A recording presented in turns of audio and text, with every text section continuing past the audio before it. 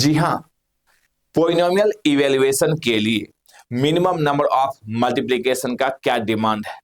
Honours rule क्या कहता है कि जितना डिग्री है उतना ही रिक्वायरमेंट होगा, बट वो एक जनरलाइज फॉर्म है। जनरलाइज का मतलब है कि कितना भी डिग्री हो, क्या हो, इंडिपेंडेंट है तो। बट अगर आपके पास फिक्स पोलिनोमियल देते एज एग्जाम्पल, उस केस में आपको अलग ढंग से सोचना है। जैसे कि अगर दे दिया गया है 6x⁻8 minus 2x⁻3 plus 8x² minus 9। ये पोलिनोमियल है और इसमें क्या करना है, इवेल्युएट करना है और बताना है कि कितने टाइम्स इसमें मल्टीप्लिकेशन का डिमांड होगा। शायद ये कलर अच्छा नहीं है, फिर से एक बार लिखते हैं। 6x⁻8 minus 2x⁻3 plus 8x² minus 9। ये अगर पोलिनोमियल है तो इस पोलिनोमियल के लिए हमें कितने बार मल्टीप्लिकेशन का डिमांड होगा, अगर चाहते इसे किसी x के लिए इवेल्युएट करना। अगर आप नॉर्मली पावर 8 है तो क्या सोचेंगे कि हमें 8 मल्टीप्लिकेशन का डिमांड होगा अकॉर्डिंग टू हॉनर्स रूल।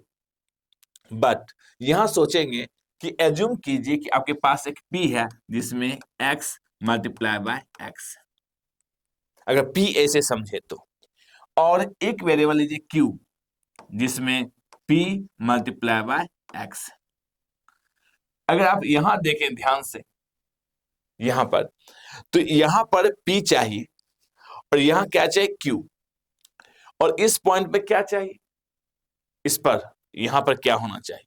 यहां पर कह सकते हैं कि अगले बार में एक और वेरिएबल ले लेते हैं, यानी कि अगर ये p है तो एक r लेते हैं जिसमें p इंटू p होगा, और फिर से एक लेते हैं z जिसमें क्या होगा, r इंटू r होगा। ध्यान से देखें, यहाँ p के अंदर x² है। अब x² multiply by x² x⁻4 हो चुका है, और x⁻4 मल्टीप्लाई बाय x⁻4 कितना हो जाएगा, x⁻8। यानी कि यहाँ पर हमें इसको इसके लिए कितना चाहिए, ये निकल चुका है, यानी जितने भी पावर का टर्म है सब आ चुका है।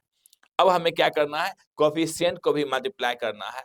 तो यहाँ क्या आएगा, 1 2 3 टाइम्स तो मल्टीप्लाई करना कोफिशिएंट से, प्लस आपको कितना करना पड़ेगा, 4 5 6 7। बट इसको और कम किया जा सकता है, और भी छोटा किया जा सकता है। कैसे छोटा किया जा सकता है, ये समझिए कि अगर ये टर्म है, इसको आप इस तरह से लिख सकते हैं, ये -9 है, यहाँ x² कॉमन ले लेंगे तो ऑटोमेटिक ये पावर क्या होगा, कम हो जाएगा। x² कॉमन लेंगे तो यहाँ क्या हो जाएगा, 6x⁻6 माइनस 2x, इतना बन जाएगा। क्यों, x² कॉमन लिए हैं तो यहाँ पर आपका +8 है, ऑब्वियसली x² कॉमन है तो इसका मतलब क्या हुआ कि ये 8x² हो जाएगा, ये -2x⁻3 हो जाएगा, और 6x⁻8 क्योंकि x² कॉमन लिए तो। यानी कि इस मेथड को भी हम लोग ऑप्टिमाइज करना चाहते हैं कि यहाँ पर भी इतना नहीं लगना चाहिए मल्टीप्लिकेशन, जितना हम लोग को रिक्वायरमेंट हुआ। सेकेंड, एक और चीज है कि हमें वेरिएबल भी कम चाहिए, यानी कि इतने वेरिएबल्स का डिमांड होगा। मैक्सिमम एक एक्स्ट्रा वेरिएबल दिया जा सकता है, तो मैक्सिमम एक एक्स्ट्रा वेरिएबल दे दे तो भी इवेल्युएट हो जाएगा कम से कम में। ये नहीं कि हमें मल्टीपल वेरिएबल चाहिए, ऐसा कोई डिमांड नहीं है। तो इस केस में आप कैसे इसे इवेल्युएट करेंगे, तो यहाँ पर एक बार x² ले लिए हैं, तो अब यहाँ x⁻6 कैसे इवेल्युएट होगा, कैसे निकालेंगे x⁻6 को। तो अगर आप p में रखना चाहते हैं x इंटू x, तो ऑब्वियसली ये टर्म क्या हो जाएगा, p बन जाएगा, वहां पे p लिख लेंगे। बट x⁻6 चाहिए, तो x⁻6 के लिए आखिर p को 3 टाइम्स मल्टीप्लाई करना होगा, फिर एक बार यहां भी मल्टीप्लाई करना होगा इस x के लिए, यानी टोटल नंबर ऑफ मल्टीप्लिकेशन में बी समथिंग लार्जर हो। बट अभी कितना रिक्वायरमेंट है वो समझते हैं इसके रिस्पेक्ट में। तो एक r लेते हैं जो क्या होगा, p इंटू p, जिससे क्या होगा, यहाँ का टर्म निकल जाएगा। तो यहाँ कितना डिमांड हुआ, 1 2 3, यहाँ के लिए यहां के लिए क्या होगा 4। क्यों?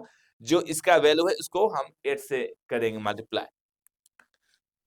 4 5 5 के साथ यहां पर एक होगा 6, यानी पहले 7 का डिमांड था, अब ये क्या हुआ 6 में हो गया। ध्यान से समझेंगे कैसे। एक्स स्क्वायर का मतलब है क्या, यहाँ पर p आ जाएगा और p के लिए हमें जानते हैं कि x इंटू एक्स 1 मल्टीप्लिकेशन का डिमांड है, और यहाँ एक्स स्क्वायर है एक्स स्क्वायर है एक्स स्क्वायर है, ये क्या बन जाएगा x पावर 6 बनेगा, जो यहाँ डिमांड होगा। तो हम लोग को एक यहाँ भी मल्टीप्लिकेशन का डिमांड है, तो यहाँ क्या हुआ 1, यहाँ क्या हुआ 2, और इसके साथ इसको मल्टीप्लाई करना होगा 3, और 4 5 6, तो टोटल मल्टीप्लिकेशन अभी जो डिमांड है वो क्या है 6 है। यानी कि अगर पावर 8 हो तो ये जो है कि हमें 8 टाइम्स मल्टीप्लाई करना होगा, इससे कम भी हो सकता है। इससे पहले 7 किए थे, अब क्या हुआ 6 हुआ। अगर हमें पॉलिनोमियल चेंज हो जाए तो हमें मल्टीप्लिकेशन का डिमांड और घट सकता है। साथ ही साथ आपको ये भी जानना होगा कि क्या प्लस माइनस में भी कुछ चेंजिंग होगा, उसका आंसर है नो। अगर आप पॉलिनोमियल का पावर अगर 8 है, अगर उतना टाइम्स अगर आपको रिक्वायरमेंट हो रहा है मल्टीप्लिकेशन का, उसमें प्लस माइनस क्या होगा, अगर इस तरह का भी होगा तो मॉडिफिकेशन करना पड़ेगा नॉर्मली। अदरवाइज यहाँ पर प्लस माइनस में चेंजिंग नहीं है, जो चेंजिंग है मल्टीप्लिकेशन में चेंजिंग है। तो इस पर ध्यान रखना है कि क्या रखना है कि किस तरह से पॉलिनोमियल दिया गया है।